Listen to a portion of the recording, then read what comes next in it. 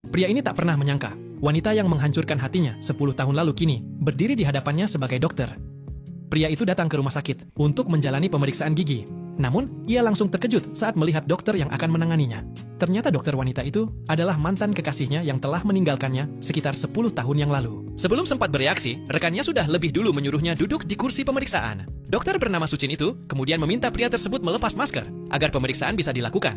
Namun, tanpa mengatakan apapun, Song Yan justru berdiri dan meninggalkan ruangan. Sikap itu membuat Suchin kebingungan. Beberapa saat kemudian, saat sedang mengambil minum di ruang istirahat, Suchin kembali melihat pria itu.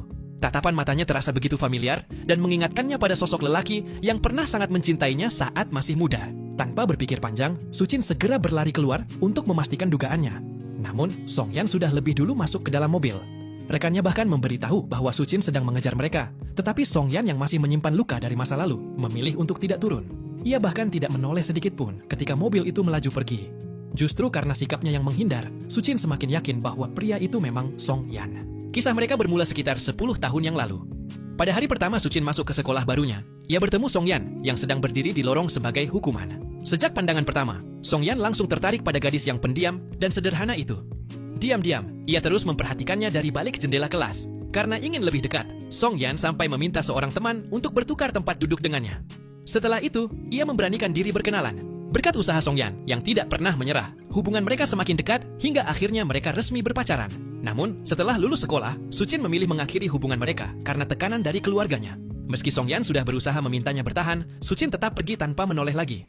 Sejak saat itu, mereka menjalani kehidupan masing-masing. Kini, merasa bersalah atas luka yang pernah ia tinggalkan, Suchin memutuskan mencari Song Yan ke kantor pemadam kebakaran tempat pria itu bekerja. Setibanya di sana, petugas keamanan menghubungi bagian dalam, tetapi mengatakan bahwa Song Yan sedang tidak berada di tempat. Saat Suchin hendak pulang, salah seorang rekan Song Yan datang membawa makanan untuk seekor anjing. Dari situlah Suchin mengetahui bahwa anjing di halaman itu adalah milik Song Yan. Ia pun memilih menunggu cukup lama di depan kantor, berharap Song Yan keluar dan mau menemuinya. Namun, hingga akhirnya ia memutuskan pergi, Song Yan tak pernah muncul. Dalam perjalanan pulang, hujan deras tiba-tiba mengguyur. Saat melintasi sebuah terowongan, mobil Suchin mendadak mogok. Ia berusaha menyalakannya kembali, tetapi mesin tidak mau hidup.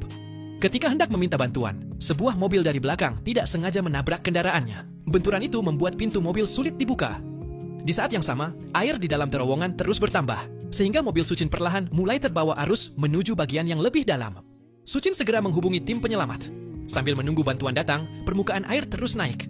Tak lama kemudian, mobilnya hampir seluruhnya terendam. Rasa panik mulai menguasainya.